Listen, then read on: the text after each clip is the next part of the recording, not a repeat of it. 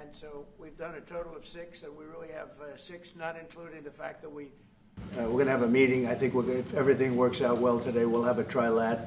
And I think there will be a reasonable chance of ending the war when we do that.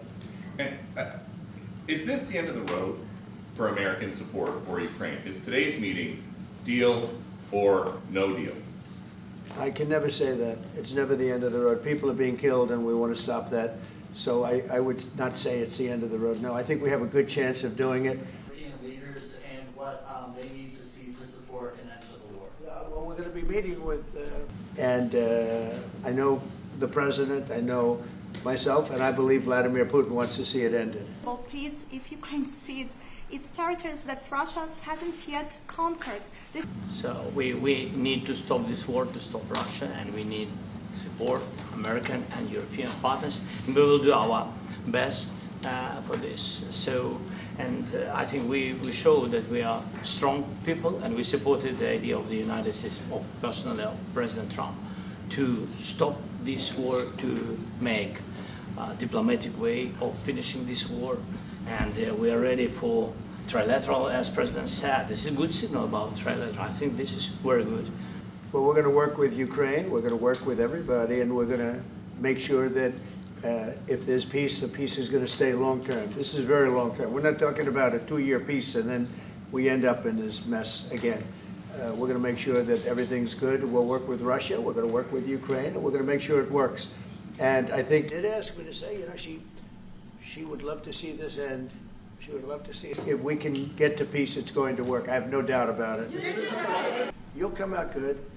Maybe President Putin will come out good. Okay, that then is the end of that impromptu. They are all pretty impromptu news conferences between the President of the United States and the leader of Ukraine, Volodymyr Zelensky, sitting, as is now the custom, side by side on those chairs in front of the gilded fireplace in the Oval Office. It was a session of some significance. We learned a number of things which are well worth remarking upon. We had the leader of Ukraine telling us that he was, for his part, now ready for a trilateral meeting. So Zelensky announcing he's prepared to meet with, well, clearly with Putin and with Trump at a meeting at some point in presumably the not too distant future about the possibility of some sort of settlement to the fighting in Ukraine, if that can be achieved.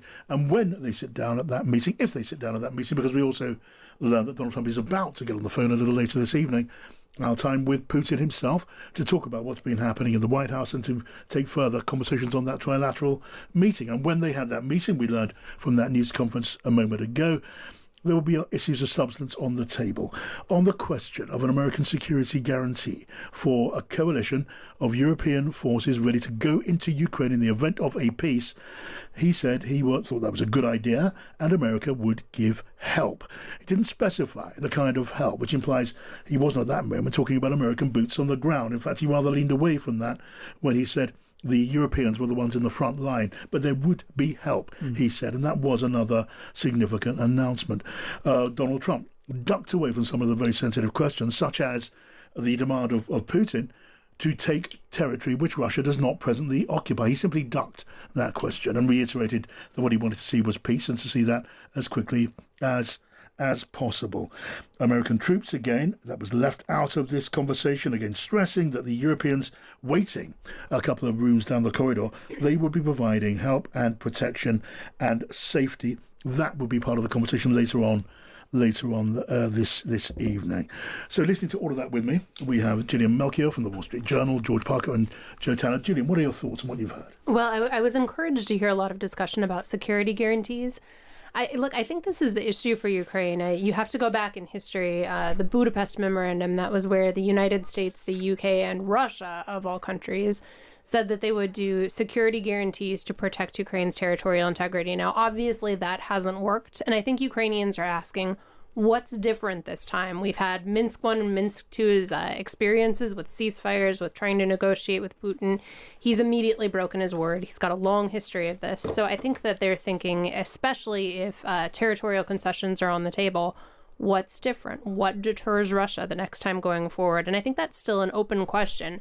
But I arguably think it's going to be one of the most important of the entire peace talks. Yes. I mean, there was clearly a will on both sides from both presidents for this to be as cordial a meeting as possible. There was none of the acrimony, there was none of the aggression that we had in February when Zelensky was effectively bullied and bullied again in front of that Oval Office fireplace. On this occasion, the first words out of Zelensky's mouth were "thank you," which was a sort of a pretty clear reference to the last time they met, when he was berated for not thanking America enough. There was also, in passing, I mentioned the fact that Zelensky was wearing a jacket, a barbed comment from one of the assembled reporters on the fact that Zelensky was, well, more formally dressed than he was on the last occasion.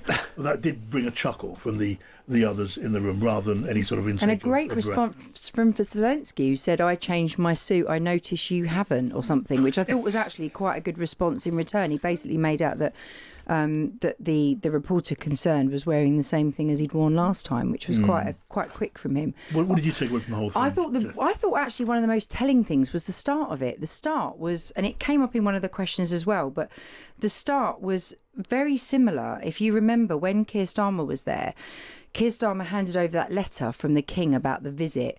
And we've had this thing that, we're in a very modern age, but we've resorted to letters being quite a feature in what's going on. So we had this letter from Melania Trump to Putin about the killing of children, and sort of almost urging him to sort of stop the war because of the children being caught up. And one of the reporters, Zelensky, actually then said, "I have a letter from my wife," and then said to Trump, "But not to you, to your wife."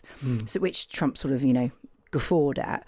But what was interesting was that actually one of the reporters put the question in and said, the First Lady made a point of sending a letter to the Russian president, but hasn't done the same to Zelensky, which in the sort of tipping of the balance as where is the blame here, there's almost a sense that has Melania sort of almost shown where they're thinking, and perhaps it isn't in agreement with Trump, but it's almost that she made the point, and they made a big theatre out of that letter. But it does give a sense, probably the biggest sense we've seen, that maybe there is a feeling that Putin's got to move a bit more than perhaps the commentary and what we've heard to date about where the sort of blame, as it were. I mean, he even went on to blame it's Joe Biden's war, and it was like, oh, here we go, Joe Biden gets roped in again. But I just thought it was really telling that in the sort of theatre of this, it actually felt like it was much more that the sort of sense of responsibility was much more on Putin to do something, and perhaps, maybe it wasn't what Trump wanted it to look like, but it feels like that's what it's ended up looking like from watching it. What do you think, George? I thought what was really interesting was a very disciplined performance by both leaders, but particularly from Donald Trump. I think the most important thing was that nothing happened in that press conference or spray, whatever you want to call it, which will make it more difficult in the coming hours to get some sort of an agreement. When he was asked about territorial surrender by Ukraine to Russia, Donald Trump didn't go there. He kept open the idea of, as we were discussing earlier, the idea of US backstop support for a European-led security force. But the longer he talked about Joe Biden, the longer he talked about crime in DC and mail-in ballots, the more those Europeans watching that press conference will have been relieved that he wasn't doing anything that made things more complicated. He wasn't doing anything that backed Zelensky into a corner and made Zelensky retaliate. So from that point of view, I think, there'll be a big sigh of relief. Yeah. He talked up the European leaders, though. He talked them up as being great leaders of great countries, which makes you wonder if he's going to then be saying, right, come on, you lot, what are you going to do? What's your role in this? How much stock is he going to play to the American people? He's actually on the Europe. He talked about European leaders. They are the first line of defence. And it does, for once he's talked up Europe, which he never generally does. But it makes it feel like he's going in sort of with potentially some demands in that sort of balance of whatever this solution is going to look like. Which underlines the impression that the idea of some sort of coalition of those willing countries to put boots on the ground in Ukraine in the event of a cessation of hostilities, at this stage, that looks like a live option. And it's hard to imagine this being discussed in the way that it is being discussed if Putin was indeed putting his foot down against that. We were told after Alaska, weren't we, that Putin had opened his mind to the possibility of some sort of deployment of the coalition of the willing into Ukraine, whereas that was previously a complete dead letter. We didn't know, and we still haven't heard from the Russians, I think, directly on that question. But maybe that is more of a live option than it was. Let's just pause here and now bring in on the line live Katie Balls, the Washington editor of The Times. Welcome to you, Katie. Thanks. Katie, what are your impressions? I think there are a few things to take away. As the panels discussed, you had a situation where there is a big contrast with the infamous Oval Office meeting, not just because of Zelensky's attire, but also the sense that I think both figures were trying to refrain from saying anything that could cause a row, could cause a public outburst ahead of this meeting that's about to happen or is happening right now. And therefore, when Trump was asked about land swap and, well, are they going to have to give up land? He very much was saying, well, we haven't got to that yet. Yeah. Not denying that is on the table, but saying, knowing I think probably it would trigger a very difficult situation for Zelensky in a public setting, did not want to go there. Yes, and Trump didn't want to go there, and nor did Zelensky. He could have stepped in at that point, but he refrained from doing so. Do carry on, Casey. Yeah, and then I think also when you look at that, that point about what the security guarantees could look like, which is a really, really big issue in this, along with the land swapping. When he was saying we're going to help the European leaders, I think there are two ways to look at it. Obviously, he was very proud, it seemed, that so many European leaders had turned up, the top people in Europe. But on security, I think there was an implication that it's the European leaders who need to do the most heavy lifting, but the US was here to help a bit. And I think that is going to be very interesting for the next couple of hours and beyond, because what lots of these European leaders think is, well, if we can get enough support from America, this so-called backstop, then actually some tricky things elsewhere. And I think it was a bit restrained. And when you listen to the questions from the American journalists, clearly it points to the potential problem, which is, were you to have a US boots on the ground situation, that could be a political domestic problem for Donald Trump. Yes. And there's a reason we'll want to be quite careful around that.